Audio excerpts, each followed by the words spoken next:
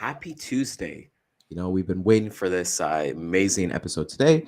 And, this is Sales Chatter, the logistics podcast where we try to help 10,000 reps hit a million GP. I'm your co host, Ryan Mohammed. With me is my good friend, President and CEO of RGTX Logistics Solutions, the bodacious cowboy, Jeff Dickinson. How you doing this morning, brother? Good morning. Boy, this week is going pretty good so far. We are continuing to discuss empowering women into trucking, which is a huge topic nowadays. And I just can't wait to speak to Barb. So, with that said, let's get into it. Boom. To the HPLS podcast. Live, relevant, and high performance information, conversations, and education weekly.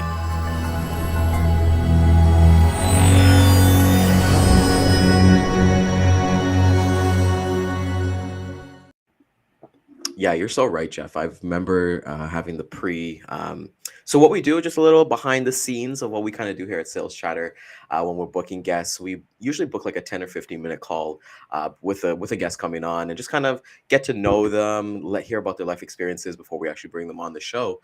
And I had mine with Barb, and I don't know if you would know this, Jeff, but like our 10 to 15-minute call was like 45 minutes to an hour because she's just so amazing with her stories, and that's just so pleasant.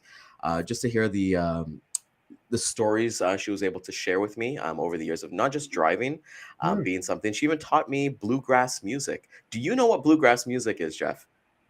A little bit of it. It's like country mixed in with other different, genres. And it's, I believe that it came from when they used to run moonshine back in that time, where they seriously, and a lot of bluegrass music came out of that, huddling around campfires and banjos and all different kinds of instruments. But it's really good music if you listen to it.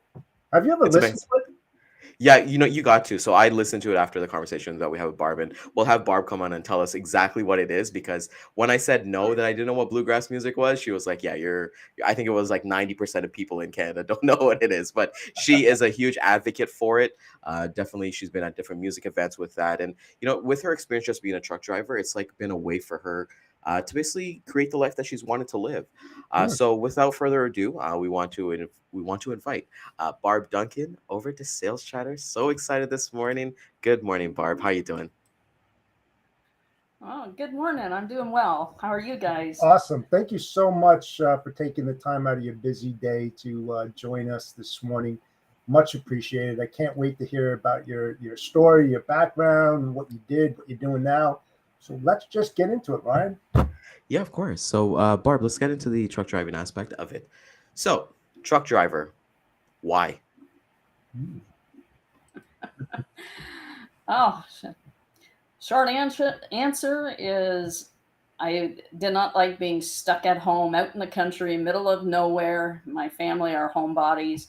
So it was a way for me to get out and see the world and usually get paid for it.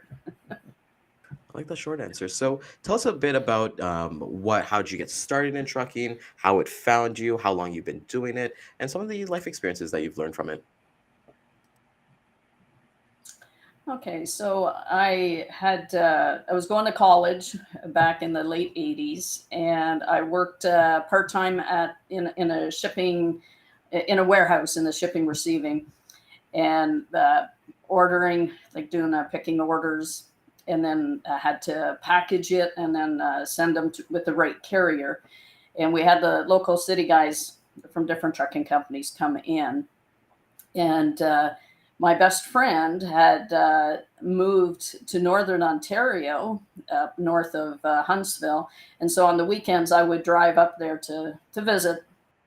And one of the local trucking company guys had said, "If you're always driving, why don't you get your trucking license?"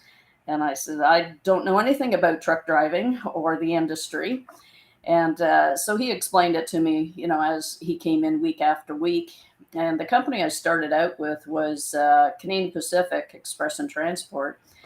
They had the contract with the armed forces bases here in Canada.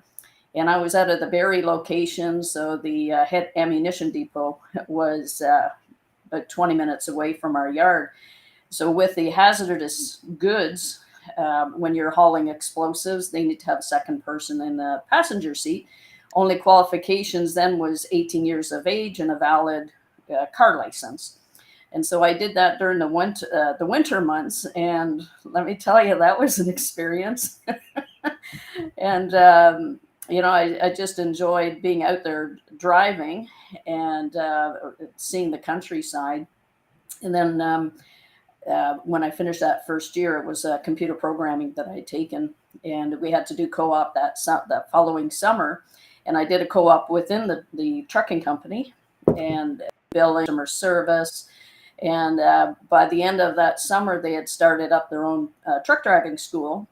And since I was already in the company and I had voiced my opinion, they offered me a spot in their truck driving school, which pat myself on back here.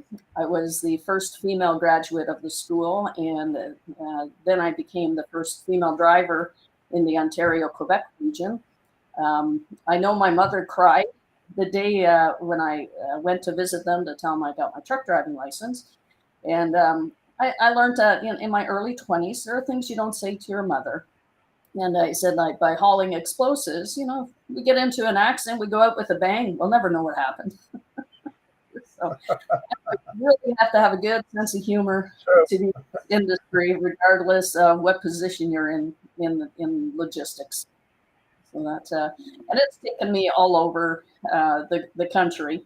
I did a team run to the East Coast and out west with a fellow company driver, and I learned a few things there. And from that point, I did that for about 6 weeks, and then I decided I'm just going to go solo. And I have to say, considering the company was so large, coast to coast, a lot of people had said that the men would be very chauvinistic.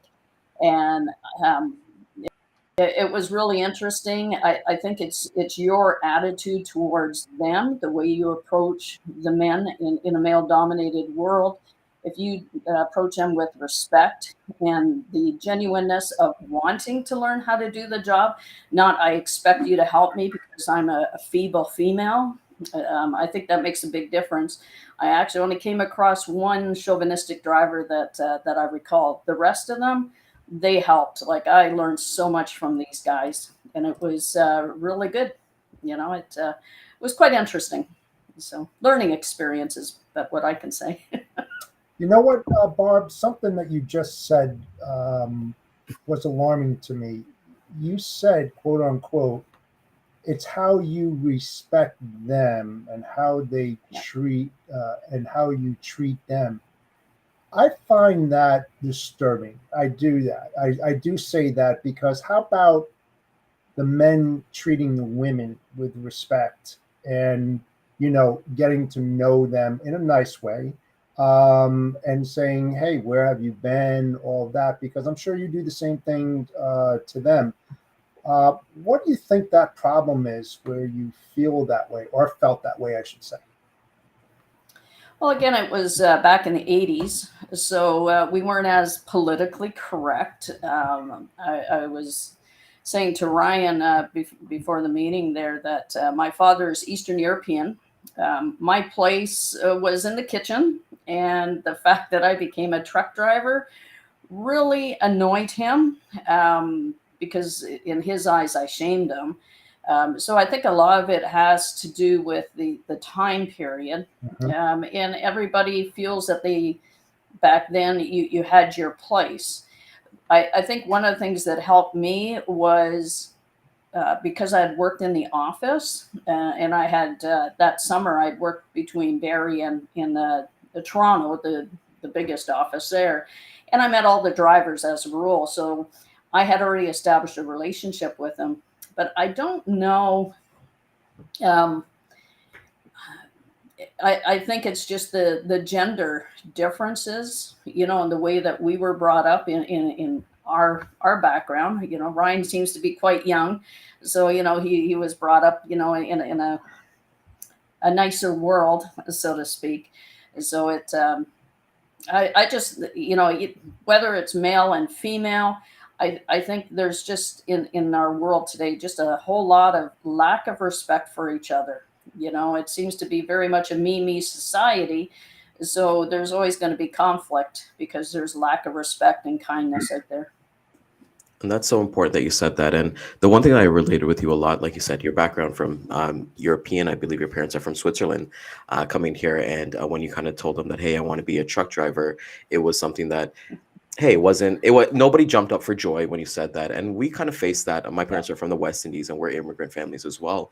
If I was to tell my parents back in the day, like, hey, I'm gonna say screw college, screw university, I want to become a truck driver, they'd look at me like I'm mad, or probably send me to counseling or something like that. But now, and that was what, that was maybe 10, 15 years ago. Have you seen like a change? Like, do you talk to like different other female drivers, seeing the evolution, if there is any, especially in Canada specifically? Because I know we talk a lot about the US, but you and I are both Canadian, so I'd like to kind of learn about your kind of stories of like being on that Ontario side. I think in nowadays, any job is it's okay for any gender to do any job. There doesn't seem to be that set gender. For women drivers, I trained a few up here, and it's really a matter of, again, respecting each other. I know back when I started driving truck, there were very few solo women drivers out. There were a lot of team drivers, husband, wife, boyfriend, girlfriend. And what I found is with the older lady drivers, like the ones that have been doing it for a long time, we are so used to being judged, by society, being in a male-dominated world. What's wrong with you? Like, why couldn't you be a cook or a hairdresser or work in the office? And so I find that the older lady drivers are much more defensive, and they may come off as being hard. And it's not. We're just waiting, for the shoe to drop. Being judged. Pardon me, being judged for what we do, and it's. But most of the women that I've come across, again, it's the way you, in my opinion, again, the way you approach somebody else. It's like when I approach the customs, the booth at the borders, right? If I have fun with the customs officers. When you respect their job, they don't have the best job in the world, right? They're going to meet so many different drivers. Some are nice, some are not so nice. So make them smile, right? And then everything goes a lot nicer. But as soon as you start yelling at them because you've been sitting in custom, like in the lineup for an hour, 2 hours, it's not their fault. Their system broke down or whatever the case scenario. But it's your approaching. So if you approach friendly, then you're gonna, as a rule, get friendly back. So it's, and I find the same with the American drivers, to be honest. Like the women, we just got to get over the fact that we're not competing against each other. We're in this together, and just respect. It's respect, respect, respect. That's a good song too, by the way. It is. And Barb, when I say this, I mean it.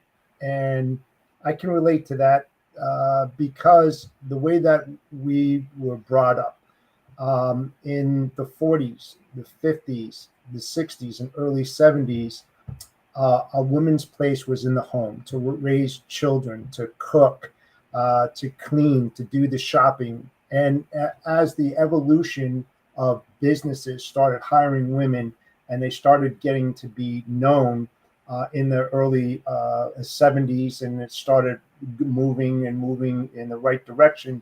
The problem is, and you've heard this, if you're not careful, history will repeat itself. And that's what I'm trying to do. And Ryan's on board with this as well, as being the younger generation, to not let this happen, what happened to you and others who are older, who have been in the industry, the younger ones that are getting into the industry, not to have that happen, because that's where the disrespect is. It's great that, women now, a lot of them are the breadwinners, and the men are staying home taking care of the children. That's great. I see no problem with that. The problem is that we're still not leveling up to where we need to be today. Okay, and I haven't said this for a while, but you know about the 1964 Civil Rights Act, Title VII, where women had a lot to do with that in the United States, and that's why we're here today. It's like where have we know where we've been, where we are currently, we know where we need to be, but how the heck are we going to get there? And that's why we have people like yourself on our show to discuss those things, those obstacles, and those barriers that you have to go through in order to level up. Oh, very true. When I was driving for about a year, and my dad hardly talked to me because, again, all my cousins were guys, and I was not where I was supposed to be.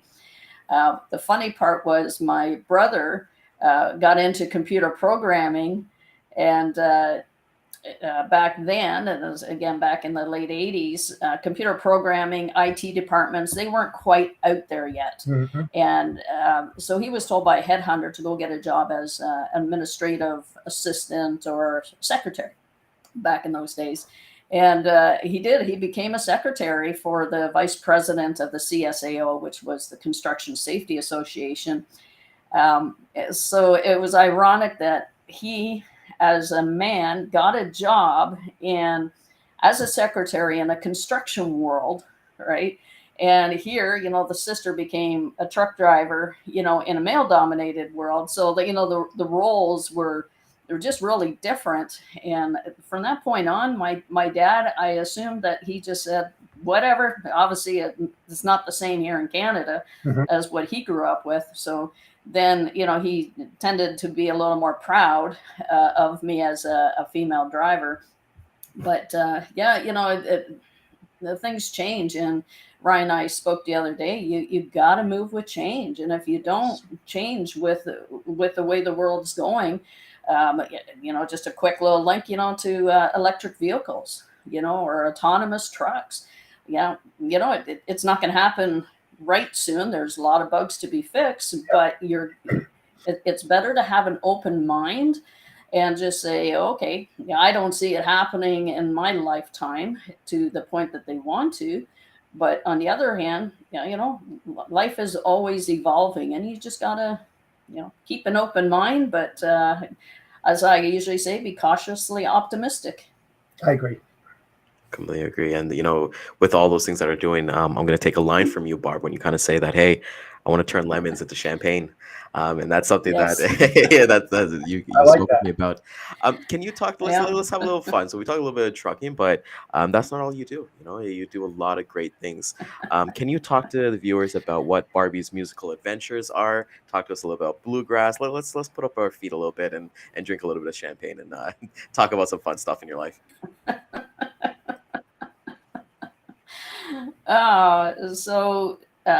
I learned many years ago, when an opportunity presents itself, jump on it. You don't have to stay in a rut, and sometimes life events will give you the opportunity to get out of the rut. So I've had a lot of lemons thrown at me, and I really got tired of drinking lemonade. So I decided, change your perspective. And so I became a single mom when my son was 5 years old.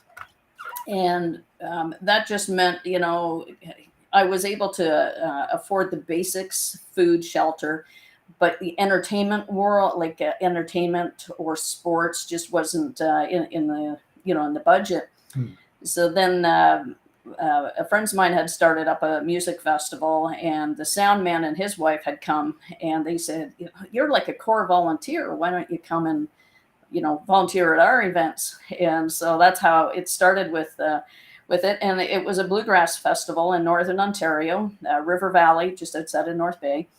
And I knew nothing about bluegrass. All I knew, it was Dolly Parton sings bluegrasses, from what I was told. So I ended up, working behind the scenes. I'm a behind the scenes kind of person. I don't like being up on the stage or, in the forefront.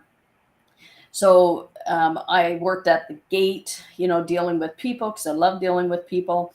And I eventually learned more about bluegrass probably about 5 years into my volunteering. And for the record, Jeff, bluegrass is the way I explain it to people is it's all acoustic music, Yep. right? It's all stringed instruments. There's no percussions. Very rarely you get amplification, right? And it usually consists of a mandolin, a banjo, a guitar, an upright bass, and sometimes a dobro or resonator, I think is what resonating guitar. Dobro is a brand name apparently. Anyways, you can do a bluegrass show anywhere. You don't need the big stage, and that's why, like at the campsites, like you were mentioning earlier, bluegrass festivals are known for their jamming after the actual show, right? And so I learned a lot about the music. I learned more about festivals, and I started getting involved in other festivals in Ontario. Started volunteering down in the States, and in the meantime, I'm either driving truck. When my son turned 18, he moved out because he could do better than his mom on his own. So I was like, hey, cool. So that again was another opportunity for me. So like, why do I need to stay home? Let me go back doing something. But I had learned through the bluegrass festivals in the States, they have bluegrass cruises down in the Caribbean cruises, like Carnival and Royal Caribbean. And those are private groups. So I was able to go on my first cruise back in, I don't know, 2015, 14, something. No, it would have been 2012, 11. Anyhow, one of the bands that were playing on the cruise was a band from Virginia. Nothing Fancy is their name. An awesome band. They're entertainers, right? And not exactly rednecks, but they're great Virginia people, right? And so what they did, it was a 7-day cruise. They chartered a motor coach to take the band and the band families and the fans.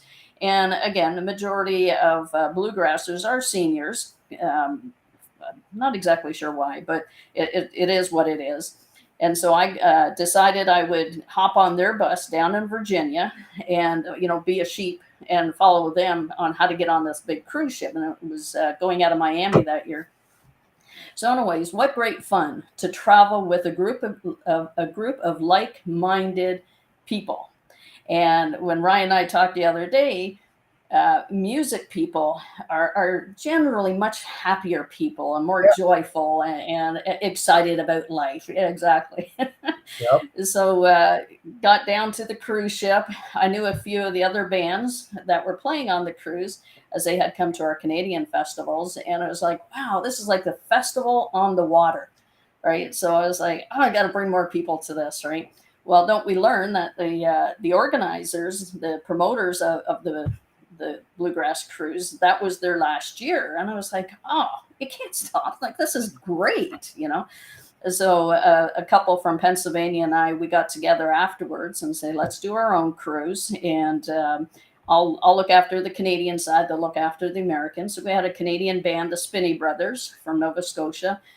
They came on the cruise, and I can't remember all who was on the American side, but the Spinneys, had a great following here in Canada, and a great group of two brothers and two or three other guys.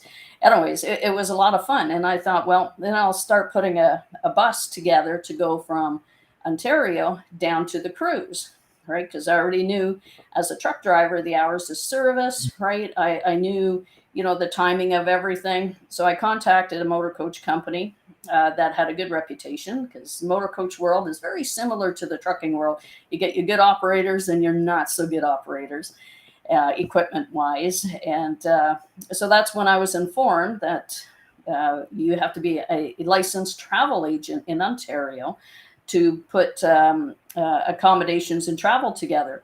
So I was like, oh, I got to get another license, So So while I was doing the online course, the bus company found out I had my truck license. So why don't you come drive motor coach? You'd be really good at it, right?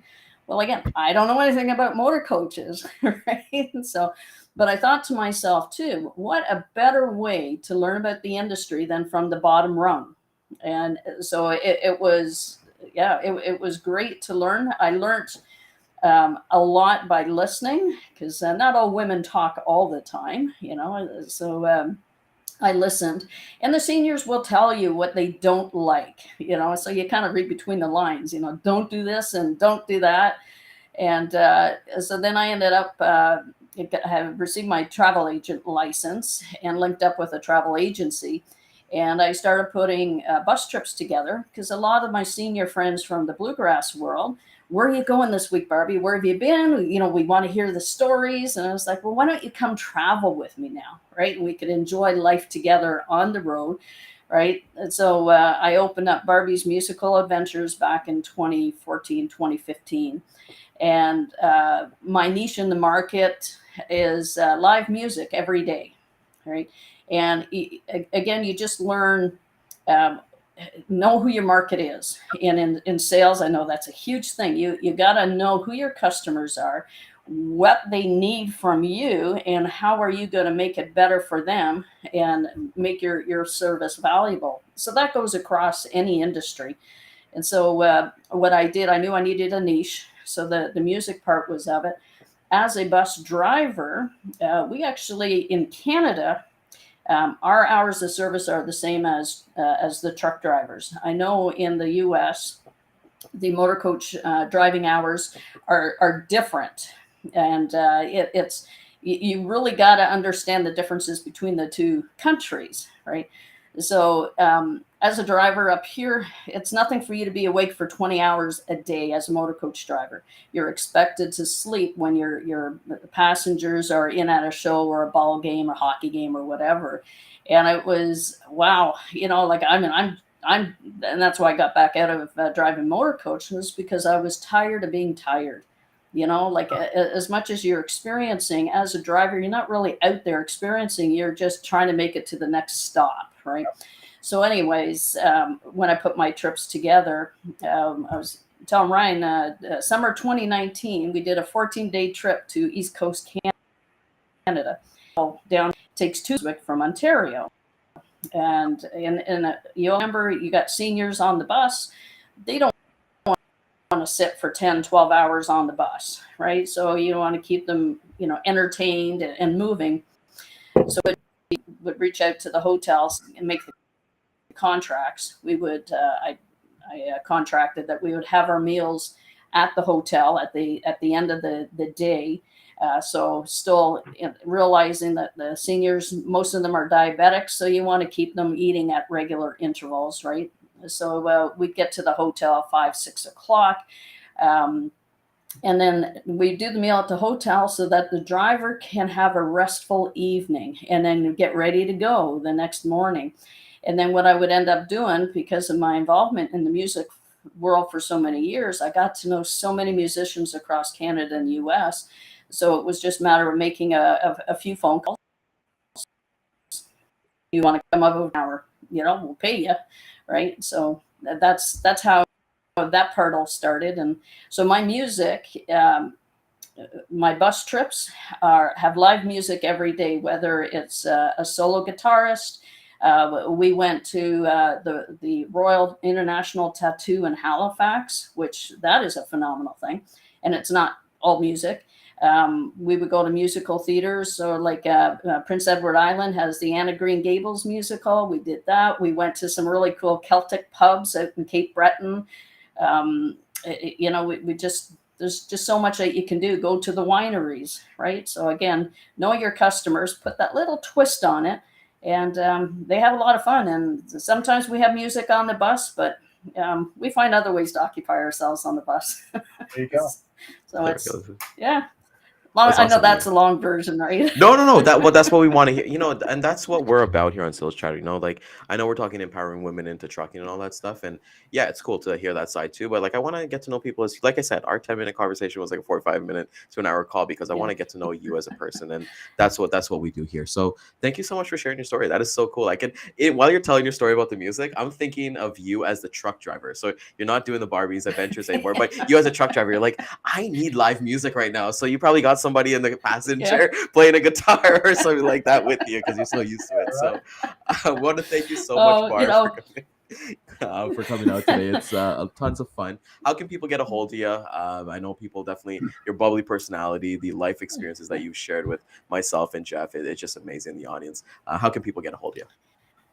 Oh boy. Well, since COVID, I'm very active in the travel parts. I am on Facebook as Barb Duncan. I do have a LinkedIn account. I'm not on there very often. I quite honestly just haven't had the time. And most of my customers, that's how I reached out for my market with the seniors is Facebook. Yeah, so that. Yeah, I have email as well, so I'm not sure how how you do that over the air. Yeah, you can promote it on here for people to Yeah. reach out to you as long as you're comfortable. Okay, well, my email address, I just use my personal now, is barbieduncan01@gmail.com. That's probably the best way to get a hold of me. I have unusual hours these days, so that's the best way. And then my business name again is Barbie's Musical Adventures. I will be starting up again, setting trips for 2024 next summer. Had to wait until COVID and all the traveling restrictions, and got to see what businesses are still up and running. You don't want to set up a run and then find out when you get there they're not there. So I like a sure thing. So I always make sure that what I say is true and, integrity, right? And you definitely have So, that, and that's the one thing that we've thoroughly enjoyed. Like the one thing I know for Jeff as well is that even the stories that you said, like in the musical adventures, or even you as a truck driver, it's so relatable to like yeah, myself in sales. Like finding your customer, finding yes, your niche, and just really dominating that. And that's such an amazing thing to say. So, want to thank you for coming out this yeah. morning. I want to thank our audience. This is an amazing episode, so definitely catch it. If you didn't catch this live, we'll hit the replay back at 2 and 6 p.m. LinkedIn, Facebook, YouTube, and Twitter. And if you found value in this, which I know you did, share this with a friend, a neighbor, your truck driver, everybody around the world who can get some value, and everybody in the bluegrass music community. Let's get this shared up and get this. Jeff and I'll take my guitar. Jeff will bring his banjo, and we'll start the sales chatters. That'll be our name. There you go. So, with that being said, thank you Yeah. everybody for coming out today. Cowboy, take us home, my man. Yeah, Barb. Talking about bluegrass, who is your favorite group? Oh, that's really unfair to ask. Come on, everybody has one. I love the band from Virginia, Nothing Fancy. They also host a bluegrass festival in but the third weekend of September down in Buena Vista, Virginia. They are a hoot, very personable people. Lonesome River Band, they're more of I'm going to say more of a professional band. They can be a hoot too. I had put a bluegrass and baseball event together back in 2015 with the Toronto Blue Jays and the New York Yankees. Had American band and the Canadian band. But anyways, it's yeah.